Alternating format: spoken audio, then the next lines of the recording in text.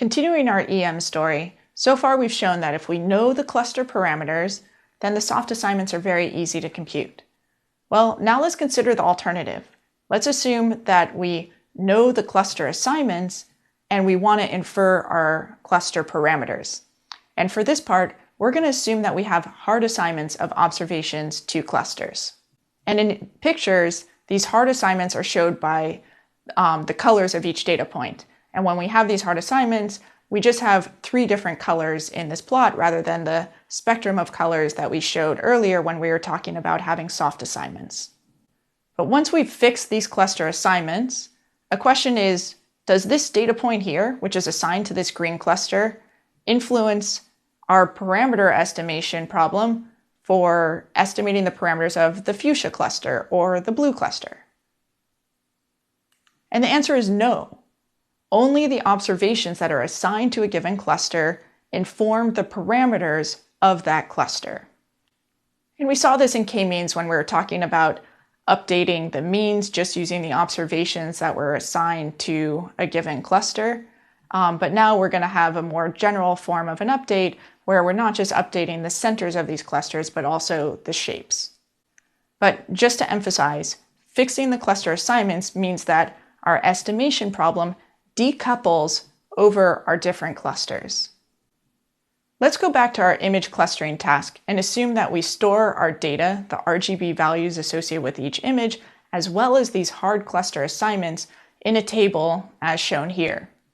Well, the first thing we're going to do is we're going to split up this table based on these hard cluster assignments. So we're going to have one table of data points that are assigned to cluster 3, one table of data points assigned to cluster 2, and another table of data points assigned to cluster 1. And then we're going to consider each one of these data tables completely independently when we're forming our parameter estimates for each one of these clusters. So let's look, for example, at the data points associated with cluster 3. When we're going to form our parameter estimates, what we're going to do is something called maximum likelihood estimation, which we saw in the classification course, where we're going to search over all possible parameter settings and find the settings that maximize the likelihood of our observed data under our specified model. So remember that each one of our clusters is specified with a Gaussian distribution that has 2 parameters, a mean and a covariance. And let's spend a little bit of time talking about the form of the maximum likelihood estimate of these 2 parameters. Well, for the mean, the maximum likelihood estimate is exactly equal to just the sample mean. So what we're going to do is simply average data points that are in cluster K. So here, NK represents the number of observations in cluster K. And here we're just summing over the data indices of points in this table that had this hard assignment to cluster 3, for example. And we're summing up all these values. So it would be this vector. So we would just literally sum these vectors. And then we would divide by 3 the total number of observations. Not to be confused with the fact that it's also the label of this cluster, cluster 3. That's not what I mean. I mean the fact that there are 3 rows in this table.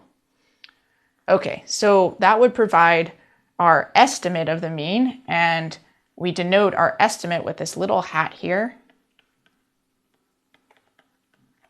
And if you look at this equation, you see that it's exactly the same equation that we used in k-means when we went to update the cluster centers. We looked at all data points assigned to a given cluster and just computed the average of those data points.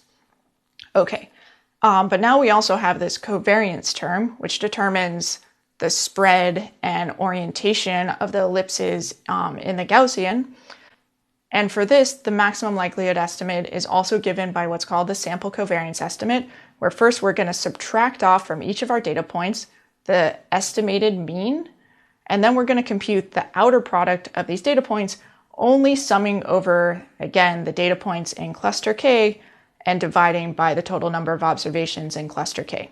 So in the scalar case, if we just have our estimate, this would be our estimate of the variance in the kth cluster. This would be equal to 1 over number of observations in that cluster, summing over observations in cluster little k. And here, instead of this transpose, because this is a vector, we would just have scalar. So we'd have xi minus mu hat k, which would just be a single number, and then squared.